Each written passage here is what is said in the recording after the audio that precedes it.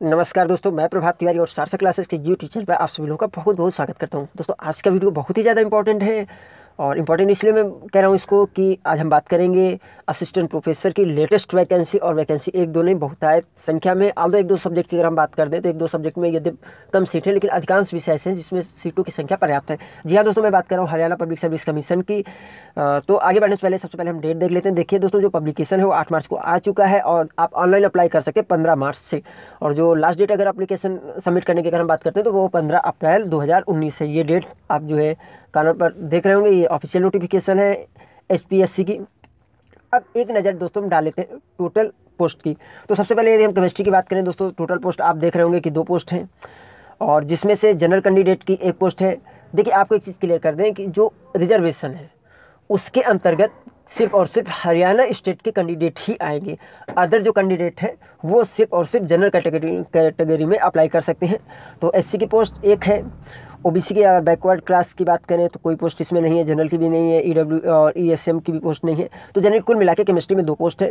Commerce की बात करें दोस्तों 62 पोस्ट, काफ़ी अच्छी मात्रा में पोस्ट है जनरल के लिए, जबकि टोटल पोस्ट 102 है। तो कॉमर्स वाले काफ़ी लोग हमसे पूछ रहे थे कमेंट करके भी, सर कॉमर्स के लिए कोई पोस्ट हो बताइए। तो कॉमर्स वालों के लिए बहुत अच्छी अपॉर्चुनिटी है, 102 पोस्ट बहुत। और सबसे बड़ी बात है कि 62 पोस्ट जो है जनरल में है। अगर हम कंप्यूटर साइंस की बात करें दोस्तों, टोटल 9 पोस्ट हैं जिसमें से 4 जनरल के लिए हैं। एससी के लिए 2 पोस्ट हैं। और अगर हम बैकवर्ड क्लास की बात करते हैं तो एससी की बात करते हैं तो जो है 2 पोस्ट हैं। और बैकवर्ड क्लास में भी जो है 2 पोस्ट हैं। ये भी करके अलग अलग दिया हुआ है कैटेगराइजेशन। तो कुल मिला के 9 पोस्ट हैं। इकोनॉमिक्स की अगर हम बात करें तो 24 पोस्ट जनरल में है। कुल पोस्टों की संख्या 39 है। इंग्लिश में 49 पोस्ट है। और टोटल पोस्ट की अगर हम बात कर लें तो 81 पोस्ट है। देखिए, सबसे पहले मैं जनरल की बता रहा हूँ और टोटल पोस्ट बता रहा हूँ। अदर लोगों के लिए दोस्तों क्या है कि ये जो पीडीएफ है मैं आपको डिस्क्रिप्शन बॉक्स में दे दूंगा, तो वहाँ भी आप चेक कर सकते हैं आराम से, क्योंकि सारा कुछ पढ़ना पॉसिबल नहीं हो पाता है। इसके बाद ज्योग्राफी में बात करें तो जनरल की अगर बात करें 29 पोस्ट है, टोटल पोस्ट है 48।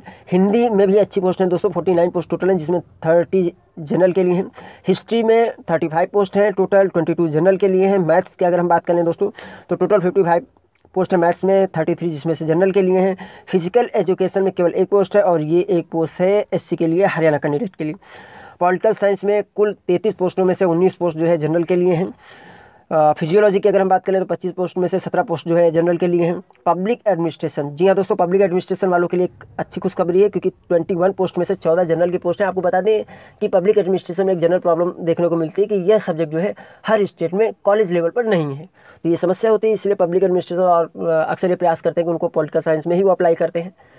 तो पब्लिक एडमिनिस्ट्रेशन वाले जरूर इसमें अप्लाई करें, क्योंकि उनके लिए बहुत अच्छी गुड अपॉर्चुनिटी है। पब्लिक एडमिनिस्ट्रेशन में इतनी ज़्यादा पोस्ट जो है संभवतः बहुत कम आती हैं, क्योंकि पॉलिटिकल साइंस के अंतर्गत ज़्यादातर स्टेट में ये वैकेंसी जाती हैं। कुछ ही स्टेट ऐसे हैं जहाँ पर पॉलिटिकल साइंस एक कॉलेज लेवल का सब्जेक्ट है। पंजाबी की अगर बात कर लें तो टोटल 2 पोस्ट है जिसमें एक जनरल के लिए है। संस्कृत में 1 पोस्ट है जनरल के लिए ही वो। सोशियोलॉजी में कुल 20 पोस्टों में से 13 पोस्ट जो है सोशियोलॉजी में वो आपके जनरल के लिए हैं। जूलॉजी में टोटल 1 पोस्ट है। और इस तरीके से दोस्तों जो टोटल पोस्ट है वो 524 हैं। हैंडसम नंबर है ये 524, जिसमें से जनरल जो है 320 पोस्ट हैं। तो ये सीट का विवरण था।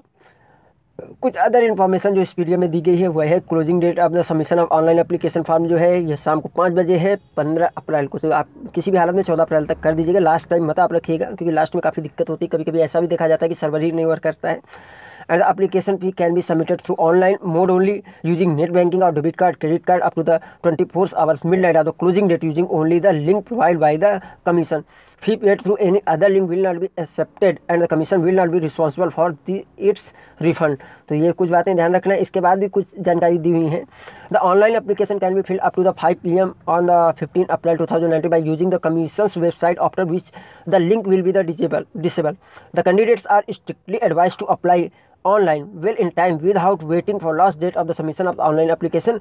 No offline application form will be accepted by the office. यानी आपको ऑफलाइन फॉर्म नहीं भेजना है, आपको सिंपल और सिंपल ऑनलाइन ही एप्लीकेशन अप्लाई करना है।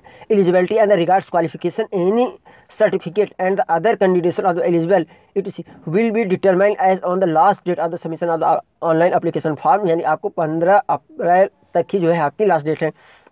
नोट भी दिए, इनको भी एक नज़र डाल लेते हैं।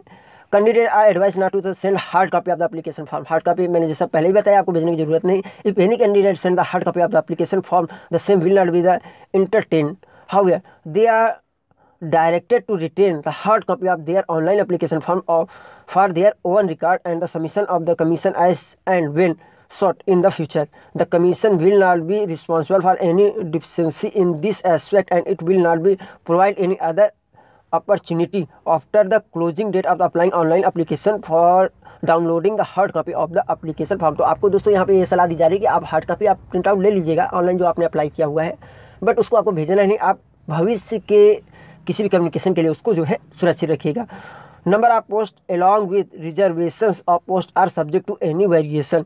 If there is any variation the candidates will be inform through announcement displayed on the commission's website. देखिए ये नंबर अभी जो वर्तमान में है पोस्ट की नंबर ये आगे घटबढ़ भी सकती है, अगर ऐसी कोई इन्फॉर्मेशन होगी तो जो कमीशन की वेबसाइट है उसके थ्रू जो है आपको इन्फॉर्म किया जाएगा।